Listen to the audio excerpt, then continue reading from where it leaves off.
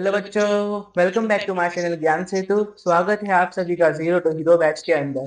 Zero to hero batch 9th class mathematics के लिए लाई गई है, जिसके अंदर हम सेकंड चैप्टर कंप्लीट कर रहे हैं, पॉलिनोमियल्स। ठीक है। सो सेकंड चैप्टर के अंदर हम पॉलिनोमियल्स में अब तक उसके बेसिक डेफिनेशंस, उसके इंपॉर्टेंट टर्म्स, जीरोस क्या होते हैं पॉलिनोमियल्स के, वो कवर कर चुके हैं। आज हम देखेंगे कि हम zeros of polynomial find out कैसे करें। ठीक है। अभी तक हमने क्या देखा था, एक छोटा सा रिवीजन करते हैं फटाफट। जीरो ऑफ पॉलिनोमियल, इस पर पूरी एक्सरसाइज हम सॉल्व कर चुके हैं। ठीक है। हमें क्या करना है, जीरोस ऑफ पॉलिनोमियल बताना है। जीरोस ऑफ पॉलिनोमियल क्या होते हैं, पर्टिकुलर जैसे मैंने बात करा पी ऑफ एक्स बराबर लिख दिया मैंने 2x² प्लस 4x माइनस 6। ठीक है। हमें बताना है इस पॉलिनोमियल का जीरो क्या है। ठीक है। पॉलिनोमियल का जीरो कब होता है, जब मैं इस पॉलिनोमियल के अंदर x की कुछ ऐसी वैल्यू डालूं जिससे ये पूरा का पूरा पॉलिनोमियल क्या बन जाए, पूरा जीरो बन जाए। ठीक है। सपोज मैंने x बराबर 1 डाल दिया इस इक्वेशन के अंदर, तो 2 मल्टीप्लाई 1 का स्क्वायर प्लस 4 मल्टीप्लाई 1 माइनस 6। तो 2 प्लस 4 माइनस 6, आंसर क्या हो जाएगा, जीरो। इसका मतलब x बराबर 1 पे इस पूरे पॉलिनोमियल की वैल्यू क्या है, zero. That's why x equals to 1 is the zero of this polynomial. ठीक है। ये हम कवर कर चुके हैं। एक्सरसाइज 2.2 के अंदर हमने चेक भी किया कि अगर हम पर्टिकुलर पॉलिनोमियल में एक वैल्यू डालते हैं और उसका आंसर जीरो हो जाता है, इट मींस वो वैल्यू जीरो ऑफ पॉलिनोमियल है। ठीक है। आज हमें पता करना है कि हम इस पर्टिकुलर पॉलिनोमियल के जीरो फाइंड आउट कैसे करें। ठीक है। चलिए, उसके लिए सबसे पहले हम एक थ्योरम पढ़ेंगे।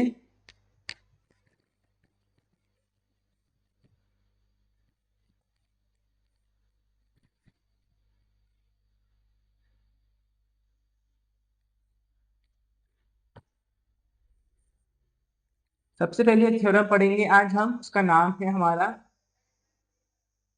Factor theorem. फैक्टर थ्योरम बहुत बेसिक थ्योरम है, बहुत इजी समझते। सबसे पहले let us suppose p of x is a polynomial. ठीक है। सबसे पहले हम सपोज करते हैं कि p of x क्या है, हमारा एक पॉलिनोमियल है। ठीक है। And x minus a is a factor of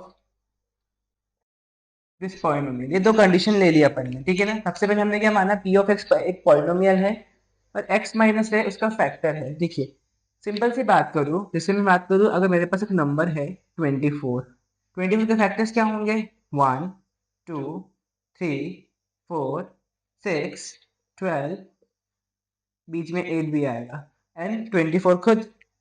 तो ये सारे फैक्टर्स होंगे। फैक्टर्स का मतलब क्या है, ये सारे के सारे नंबर इस 24 को कंप्लीटली डिवाइड कर सकते हैं।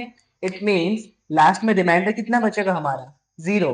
जब भी किसी नंबर को उसके फैक्टर से डिवाइड किया जाता है, हमारा रिमाइंडर क्या बचता है, zero.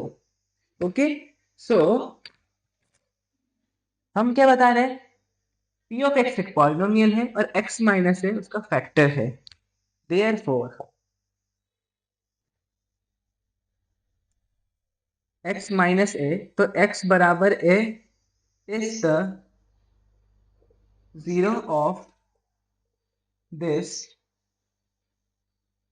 Polynomial p of x। ठीक है। इसमें दो कंडीशन एग्जिस्ट करती है। पहली क्या, अगर हम इसका वाइस वर्सा, इसका उल्टा ही बता सकते हैं। ठीक है।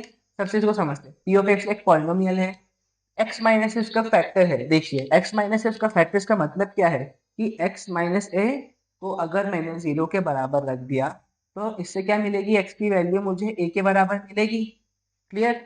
ये a इधर माइनस का है, लेफ्ट साइड से राइट साइड में जाके इसका प्लस हो जाएगा, तो x इक्वल्स टू a हो गया।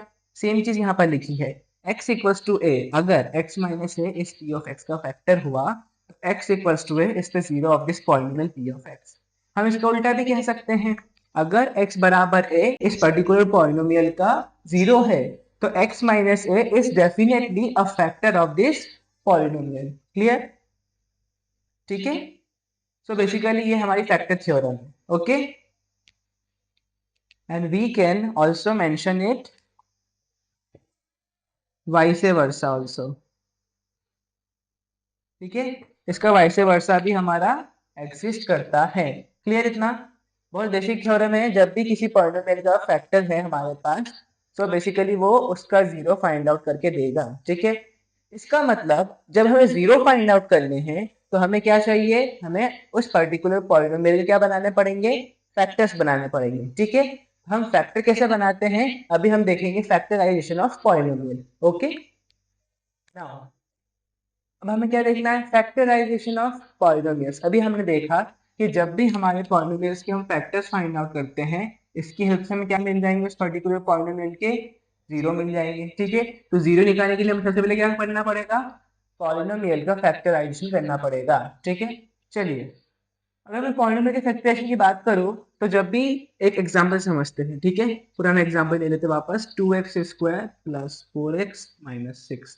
ये एक एग्जांपल है मेरे पास. ठीक है, हमें इसको फैक्टराइज करना है. कैसे करेंगे, इसके लिए एक टेक्निक होती है. ठीक है, टेक्निक का नेम क्या है हमारे पास, इसके लिए हम यूज करते हैं क्या, स्प्लिट द मिडल टर्म.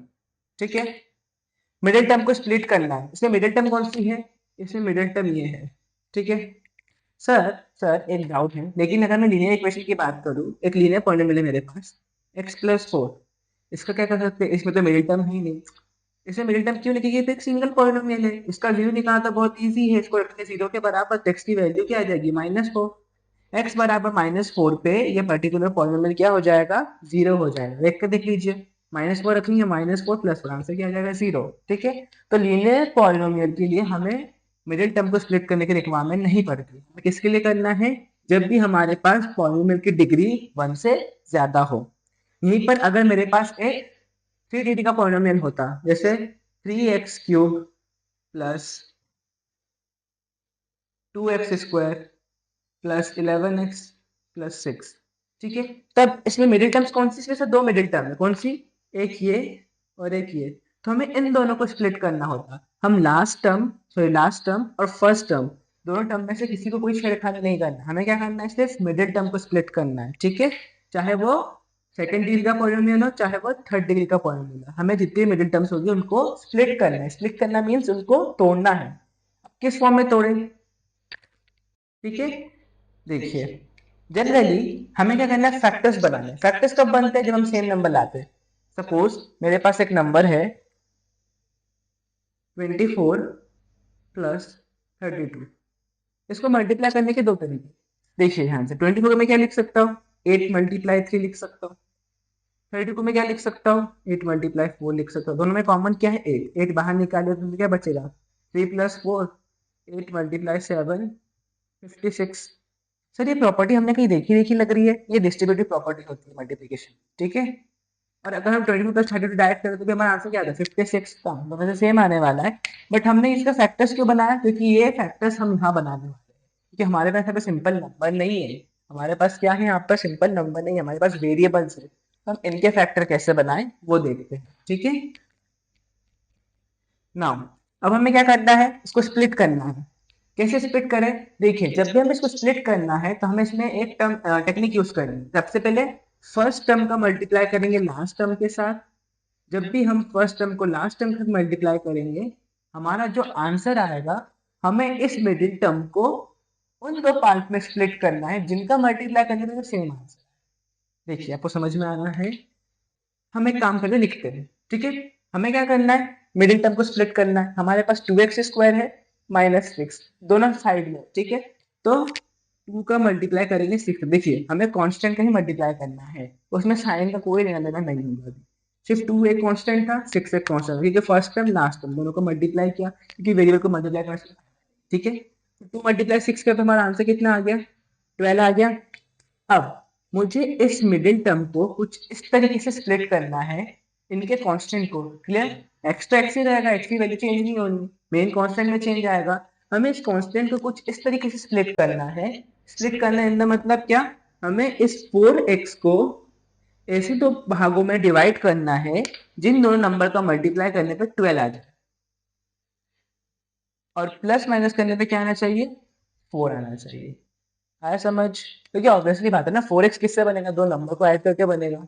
ठीक है, तो हमें कुछ ऐसा करना है, कुछ ऐसी टेक्निक लगानी है जिससे क्या हो, हमारा 4x कुछ ऐसे नंबर में टूट जाए जिन दोनों का मल्टीप्लाई करने पे 12 है। ठीक है, सबसे बेसिक तरीका बता रहा हूँ, 12 के सारे फैक्टर लिख लीजिए आप। इनके फैक्टर्स क्या क्या है अपने पास, 1 2 3 4 6 और 12 खुद सारे फैक्टर्स हो गए। ठीक है, इन सारे फैक्टर्स को अगर हम पेयर वाइज देखेंगे तो 1 का मल्टीप्लाई होगा 12 के साथ, 12 मिल जाएगा। 2 का मल्टीप्लाई हुआ 6 के साथ, 12 मिल जाएगा। 3 का मल्टीप्लाई हुआ 4 के साथ, 12 मिल जाएगा। अब इन पर्टिकुलर नंबर में से किसका प्लस या माइनस करने पे हमें क्या मिल रहा है, 4x मिल रहा है। ठीक है, ध्यान से देखते हैं किसका प्लस माइनस करके मुझे 4x मिल सकता है। ठीक है, अगर मैं ध्यान से देखूं तो मेरे पास क्या है, 1 और 12, इन दोनों को मल्टीप्लाई करने पे क्या मिलेगा, मुझे 12 मिल जाएगा। मेरा नंबर तो आ रहा है, लेकिन 1 और 12 में प्लस माइनस करने पे मुझे 4x मिलेगा क्या, नहीं मिलेगा। 1 और 12 में जाके 4x मिल ही नहीं सकता। 2 6 6 2 12, हाँ, और मैं इसको 6x और 2x में भी तोड़ सकता हूँ। सर कैसे, ध्यान से देखिए, अगर मैं 6x में से 2x को माइनस करूँ तो मुझे 4x मिल जाएगा।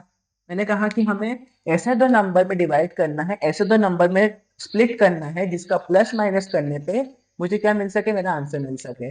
ये टर्म मिल जाएगी, इन दोनों को मल्टीप्लाई करने पे मुझे 12 मिलना चाहिए। ठीक है, आ समझ? हमें मिडिल टर्म को ऐसे पार्ट में स्प्लिट करना है जिनका प्लस माइनस करने पे हमें मिडिल टर्म मिले और इनका मल्टीप्लाई करने पे ये नंबर मिल जाए जो फर्स्ट और लास्ट का प्रोडक्ट हो। ठीक है, तो मैंने देखा कि 6x और 2x के साथ मुझे 12 भी मिल जाएगा, और 6x में से अगर 2x मैच करूंगा तो मुझे क्या मिल जाएगा, 4x मिल जाएगा। ठीक है, आई होप आपको समझ में आ रहा है कि हमें मिडिल टर्म को कैसे स्प्लिट करना है। सो मैं इसको 2x स्क्वायर प्लस, अब मैं 4x क्या लिख सकता हूँ, 6x माइनस 2x माइनस 6। तो इसको स्प्लिट करने का फायदा क्या हुआ, इसको स्प्लिट करने का फायदा ये हुआ कि अब हम क्या बना सकते हैं, इसके फैक्टर्स बना सकते हैं। फैक्टर्स कैसे बनाएंगे, फैक्टर्स बनाने के लिए हम इसका ये एक पेयर बना दिया और ये दूसरा पेयर बन गया। इन दोनों में से कुछ एक कॉमन निकलेगा, इसमें से कुछ एक कॉमन निकलेगा। ठीक है, और इन दोनों में से ऐसी टर्म कॉमन निकालनी है जिसको निकालने के बाद ये दोनों टर्म क्या बन जाए, सेम बन जाए।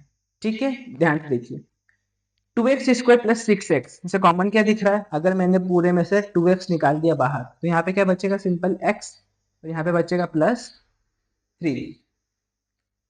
ये तो हो गया। इसके बाद -2x -6, इसमें से क्या कॉमन निकाल, इसमें से अगर मैंने माइनस का 2 कॉमन निकाल दिया तो अंदर क्या बचेगा, -2 बाहर आ गया तो ये x प्लस का होना चाहिए, बिकॉज जब भी हम किसी नेगेटिव नंबर का मल्टीप्लाई करते हैं पॉजिटिव के साथ तो हमारा आंसर क्या होता है, नेगेटिव हो जाता है। तो -2 का मल्टीप्लाई करूंगा x के साथ तो मुझे क्या मिल जाएगा, वापस -2x मिल जाएगा। ठीक है, तो इसलिए मैंने -2 कॉमन लिया। सिमिलरली इसमें से भी मुझे माइनस कॉमन लेना पड़ेगा तो यहाँ पे साइन प्लस का आ जाएगा, और 2 3 का कितना होता है, 6। ध्यान से देखेंगे तो हमारी ये टर्म और ये टर्म कॉमन है। ठीक है, अब उधर देखते हैं, जब हमने 4 मल्टीप्लाई 8 प्लस 3 मल्टीप्लाई 8 लिखा था तो 8 कॉमन था, तो हमने 8 को बाहर निकाल दिया और 4 प्लस 3 कर दिया। सिमिलरली यहाँ पे देखिए x प्लस थ्री कॉमन है, तो इस x प्लस 3 को हम क्या करेंगे, बाहर निकाल लेंगे, तो अंदर क्या बचेगा हमारे पास, 2x माइनस 2 बचेगा। 2x माइनस 2, क्योंकि x प्लस 3 सेम नंबर थे, फैक्टर बन गए, इनको बाहर निकाल लिया।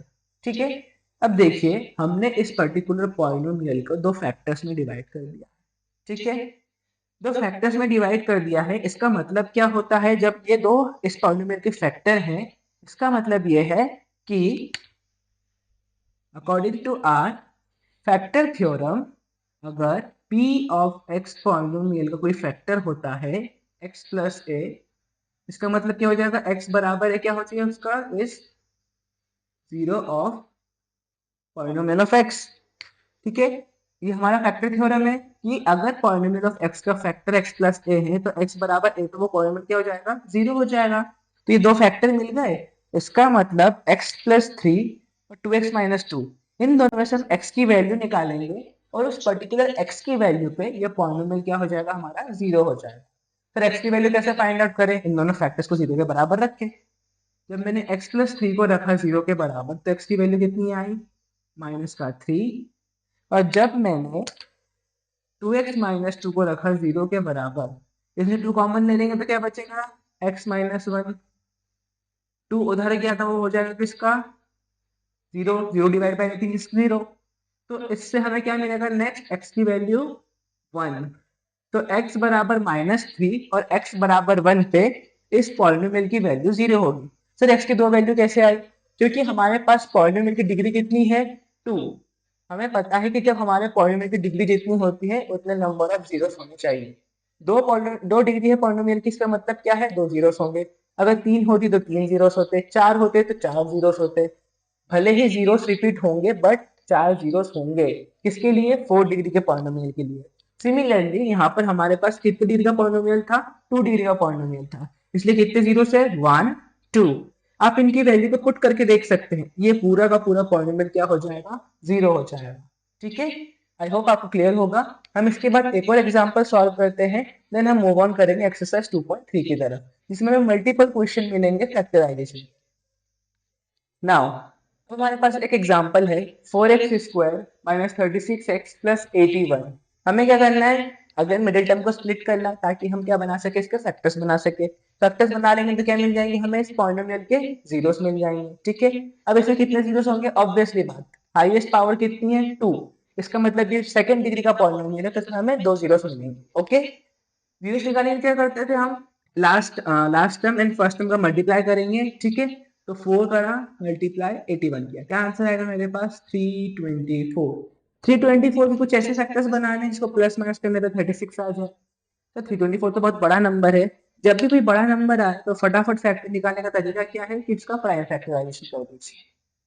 2 से किया तो क्या हो जाएगा हमारा आंसर 162। अगेन 2 से जाएगा 81, 3 से 27, 3 9 जा 3 3 जा 3 1। ठीक है, ये फैक्टर्स आ गए मेरे पास। अब कुछ ऐसे फैक्टर्स बनाते हैं जिसको प्लस माइनस करने पे क्या आंसर आ जाए मेरा 36 आ जाए, और मल्टीप्लाई तो होने पे 324 आ ही जाए क्योंकि हमने उसका ही फैक्टराइजेशन किया है। सो अगर मैं ध्यान से देखूं इसके फैक्टर्स लिखूं तो क्या है 2 2 3 3 3 3। ठीक है, देखिए 1 2 3 4 5 6, तो 1 2 3 4 5 6 सेम नंबर लिखे मैंने यहाँ पे। अगर मैं इन तीनों का मल्टीप्लाई कर दूं तो क्या आंसर आएगा 18। 2 3 6 6 3 18। सिमिलरली नीचे भी क्या आंसर आएगा 18। ठीक है, अब 18 का मल्टीप्लाई करने पर 324 मिल जाएगा। ऑब्वियसली बात इन 6 फैक्टर से मिलकर 324 बना है। जब हम इनका मल्टीप्लाई करेंगे तो 324 मिल जाएगा। तो मैं 18 को प्लस करके मुझे क्या मिल जाएगा 36 मिल जाएगा। ठीक है, क्लियर। इसका मतलब हम इस मिडिल टर्म को किसमें स्प्लिट करेंगे 18 में। तो मैंने लिखा 4x² माइनस, इसको मैं क्या लिख दूं 18x + 18x + 81। क्लियर इतना। ठीक है, मैंने क्या करा simple 4x² minus 18x + 18x + 81। इस 36 को मैंने 18 में तोड़ दिया क्योंकि हमने 36 के फैक्टर निकाल लिए थे। 36 को हमने स्प्लिट करना सीखा था 18 18 में। ठीक है, अब क्या है नेक्स्ट स्टेप में इस माइनस का मल्टीप्लाई अंदर कर दूंगा तो क्या हो जाएगा 4x² minus 18x minus 18x + 81। Sir ये माइनस, सर ये तो जीरो हो जाएंगे। नहीं, ध्यान से देखिए ये भी माइनस का है ये भी माइनस का है, तो माइनस माइनस प्लस होगा और साइन किसका लगेगा माइनस का। तो -18x माइनस 18x कितना होता है -36x। अब बहुत इजी है, मुझे इसमें से फैक्टर निकालने हैं। फैक्टर दिख रहे हैं मुझे, इसमें कॉमन क्या है, हम क्या करेंगे इन दोनों पेयर को में से कॉमन निकालेंगे। अब जैसे हमने पिछले एग्जाम्पल में किया था, इसमें कॉमन क्या दिख रहा है, इसमें 2x कॉमन दिख रहा है। 2x बाहर आएगा तो अंदर कितना बचेगा 2x - 9। सिमिलरली यहाँ से क्या कॉमन दिख रहा है, यहाँ से मुझे 9 कॉमन दिख रहा है माइनस का, तो माइनस का 9 लूंगा तो मुझे यहाँ पे 2x मिलेगा और यहाँ पे भी -9 बचेगा। ध्यान से देखिए, अगर इसमें से -9 कॉमन लिया तो -9 मल्टीप्लाई 2x कितना हो जाता -18x, और -9 मल्टीप्लाई -9 कितना हो जाएगा प्लस का 81। तो देखिए हमारे पास क्या है, हमारे पास सेम फैक्टर बन गया। अभी सेम है तो ये क्या हो जाएगा बाहर आ जाएगा। तो 2x minus 9 multiply 2x minus 9। Sir ये दोनों तो सेम ही है, फिर फर्क क्या है? देखिए हमने इस 2x माइनस 9 को जब बाहर निकाला तो अंदर भी 2x माइनस 9 मिला। इसका मतलब क्या है? इस पर्टिकुलर पॉलिनोमियल के दोनों जीरो क्या है? सेम है। मैंने कहा था ये पॉसिबल हो सकता है कि इस पॉलिनोमियल के दोनों जीरोस क्या हो? सेम हो। ओके, सो अब मैं क्या करूंगा, हमारे पास मिल गए मुझे फैक्टर्स, फैक्टर्स सेम है तो क्या जीरो भी सेम होंगे, ऑब्वियसली बात है। तो 2x माइनस 9 को मैंने रखा जीरो के बराबर, जिससे x की वैल्यू कितनी हो जाएगी? 9/2। ठीक है, अगर x की वैल्यू 9/2 आपने इसे पुट करी तो आपका आंसर जीरो हो जाएगा। पुट करके देखते हैं, इक्वेशन क्या है हमारे पास? 4x² minus 36x plus 81। ठीक है, डालते हैं इसमें 9/2 की वैल्यू, तो 4 मल्टीप्लाई 9/2 का स्क्वायर माइनस 36 मल्टीप्लाई 9/2 प्लस 81। इसका स्क्वायर करेंगे तो क्या हो जाएगा? यहाँ पर 9 का स्क्वायर हो जाएगा 81, 4। देखिए इस 4 से ये 4 पे कैंसिल आउट हो गया, इससे ये भी कैंसिल आउट हो जाएगा। कितना बचेगा यहाँ पर? 18 टू द 36। क्लियर? नाउ अब मैं क्या करूँगा, क्या बचा मेरे पास? नीचे 81 बचा, माइनस 18 मल्टीप्लाई 9 बचा, प्लस 81 बचा। ये बचा, देखिए इस पूरे में से 81 आया, 2 से 36 को काटा मैंने तो 18 मल्टीप्लाई 9 बचा, और प्लस 18 सिंपल लिखा है। 81 कितना हो जाएगा मेरे पास? 162, और 89 का भी होता है मेरे पास 162। ठीक है, क्लियर? सो मेरा आंसर कितना हो गया? जीरो। 162 का कितना आंसर बचा? जीरो। इसका मतलब हमने चेक भी कर लिया कि x बराबर 9/2 जो हमने फैक्टर्स निकाले थे वो करेक्ट थे, उनकी हेल्प से जीरोस निकले, वो सही में पूरे के पूरे पॉलिनोमियल को जीरो बना रहे हैं। ठीक है, सो आज के लेक्चर में हमने फैक्टराइजेशन करना सीखा। आज के लेक्चर बस इतना ही रखते हैं, बिकॉज मेरे सेशन में मिल जाएगी सर आप थोड़े छोटे वीडियो बनाएंगे तो समझने में ईजी रहेगा। लाइक लॉन्ग वीडियोस में से कॉन्सेप्ट समझने में थोड़ा सा टाइम लग रहा है। ठीक है, एंड वो मेरा टाइम टेकिंग हो जाता है, कंटिन्यूसली वीडियो वॉच करना भी पॉसिबल नहीं हो पा रहा है। सो इसलिए मैंने डिसाइड किया कि मैं छोटे छोटे वीडियोस बनाता हूँ, लाइक एक एक टॉपिक कवर करेंगे और एक्सरसाइज को सॉल्व करेंगे। ठीक है, तो आई होप आपको फैक्टर्स निकालना, फैक्टर्स की हेल्प से जीरोस निकालना क्लियर हुआ होगा। आज के लेक्चर में बस इतना ही। नेक्स्ट लेक्चर में हम एक्सरसाइज 2.3 के साथ आएंगे और सारे के सारे क्वेश्चंस को अच्छे से सॉल्व करेंगे। ओके, गुड बाय, जय हिंद, जय Bharat, and don't forget to like and subscribe my channel Gyan Setu.